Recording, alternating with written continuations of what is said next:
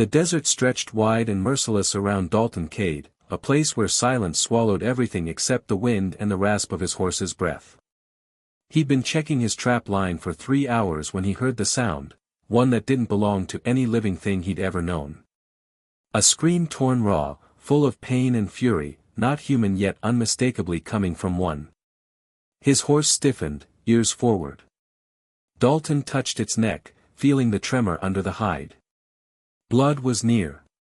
He followed the echo into a dry wash framed by 2 towering red rock formations. That's where he found her.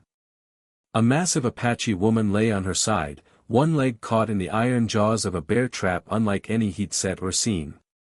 The serrated teeth had sunk deep into her calf, blood soaked the sand around her. And yet, when he stepped closer, she didn't beg. Her hand went straight for the knife at her hip. That should have warned him. Saving her was about to cost him more than he could guess. Dalton raised his hands slowly, no words, no sudden moves. He'd learned long ago that talk didn't solve much out here. Her dark eyes followed him with the fire of someone who refused to die quietly. She wore traditional Apache clothing, leather and beadwork, a bone necklace that marked rank or lineage. Sweat and dust matted her black hair, but her grip on the knife stayed steady. He knelt beside the trap. She snapped out a warning in sharp Apache, but he kept moving. If he didn't free her soon, infection would claim her faster than the steel. The release mechanism was stiff, crusted with old blood. The trap wasn't meant to kill, just hold. That bothered him in ways he couldn't put words to. Her gaze burned through him as he worked. When the trap finally opened with a grinding snap, she gasped, her first sign of breaking. Blood welled fast, and he ripped the bandana from his neck to bind the shredded wound. She didn't stop him this time. Her knife hand trembled. Shock, blood loss, exhaustion, they were taking her down piece by piece. He lifted her onto his horse, feeling her weight slump against him. She drifted in and out of consciousness as he rode toward the nearest hidden spring he knew, 3 miles west, tucked behind a canyon wall. Barely enough water for a man, but clean and sheltered. The ride dragged. Every step jostled her leg, pulling strained breaths from her throat. Dalton scanned the cliffs constantly. If someone had set that trap for her, they might be near. By the time they reached the spring, the sun had begun its downward slide. Dalton eased her under the rock overhang and lit a small fire of mesquite. When he unwrapped the bandana, he saw the full damage, bone visible through torn muscle. She jolted awake when he poured hot water over the wound, gripping his wrist with shocking strength. Her eyes, wide, fierce, full of pain and warning, locked onto his. She cursed or threatened him in Apache, he couldn't tell which. He held her gaze and kept working until the bleeding slowed and her breathing steadied. Only when she passed out did he sit back against the stone. That's when he saw them. Boot prints. Fresh. 3, maybe 4 riders. They'd been at this spring within hours. Then horses. Fast. Coming from the east. Dalton reacted instantly, dragging her deeper into the shadows, covering her with his bedroll, scattering the fire, kicking sand over bloodstains. By the time he reached the canyon entrance with his rifle, the riders were already appearing. 4 men. White. Hard-looking. The kind who worked outside the law. The scarred leader grinned when he spotted Dalton. Saw your tracks. Thought we'd see who's using our water. Didn't see a claim marker, Dalton replied. Don't need one. Folks around here know better. Their eyes swept the canyon. One man pointed. Blood on them rocks. The leader's smile widened. We're looking for someone. Big Apache woman. Hurt bad. Walked into our trap, same way we planned.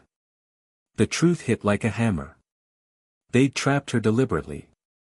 Hunting her. Dalton lied. Ain't seen anyone. You're a poor liar, friend, the scarred man said. Now, Step aside and let us take what's ours, or things go hard. Dalton's thumb eased near the hammer of his rifle. 4 against 1. The canyon was narrow, first man in would die. Maybe the second too. Then a new sound rumbled through the desert. Dozens of horses. Fast. Unmistakably Apache. The white men paled. Move, the leader shouted. They fled in a cloud of dust. Moments later, Apache voices filled the canyon, echoing off stone. Warriors appeared on the canyon rim, 15, maybe 20, mounted and armed. Shadows cut from living stone. Kiona stirred under the bedroll. They come for me, she whispered. And now they find you. The warriors waited, surrounding the canyon with practiced discipline. One rider descended, huge and broad-shouldered, wearing the headdress of a war chief. Nach. He moved like a man who had seen too many battles and survived them all. His eyes were cold as river stones when they landed on Dalton. Kiona called out to him in Apache, her voice weak but urgent. Nach knelt, inspected her wound, then rose. You saved my daughter, he said. Dalton blinked. Daughter. I didn't know who she was. Just knew she needed help. You see men who do this. 4. Left when they heard you coming. Nach gave swift orders. Several warriors galloped away instantly to track the hunters. Then the chief studied Dalton with new weight. Why you stay? Nach asked. Could have left her. Could have taken what you want. But you stay. Dalton swallowed. Didn't seem right to leave her. Nach nodded once, slow and deliberate. You touch my daughter. You save her life. You stay with her when warriors come.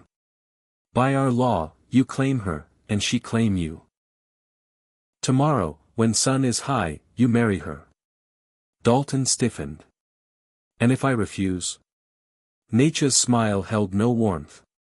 Then you dishonor her. Dishonor me. Dishonor my people. And we do not let dishonor walk away. They rode to the Apache village at dusk, Dalton flanked by warriors, neither prisoner nor free man. Kiona rode beside him silently, pain tightening her jaw but no weakness in her posture. The village nested in a valley of red cliffs, smoke drifting from cooking fires. Children and women paused to watch their arrival. Dalton felt their eyes, judging, weighing him. Inside Nach's large wickiup, the chief poured water and handed it to Dalton first, a gesture of respect. They talked. Kiona was a scout. She'd discovered slavers building pens on Apache land, pens for people. She'd freed captives and destroyed the camp. The slavers struck back by hunting her. You save her from fate worse than trap, Nach said. This is why marriage is honor. Dalton asked what Kiona wanted. Nach gestured outside. Ask her. She entered after he left, strong, silent, eyes sharp despite her wound. You could run tonight, she said. My father would catch you. But you could try. You want me to run? What I want does not matter. Law is law. It matters to me. Surprise flickered across her face. There are men still hunting my people, she said. You marry me, you make alliance. You become part of something. Or you run, and stay alone. Her gaze didn't waver. What kind of man are you? Dalton didn't sleep. He sat beneath the stars, haunted by her question.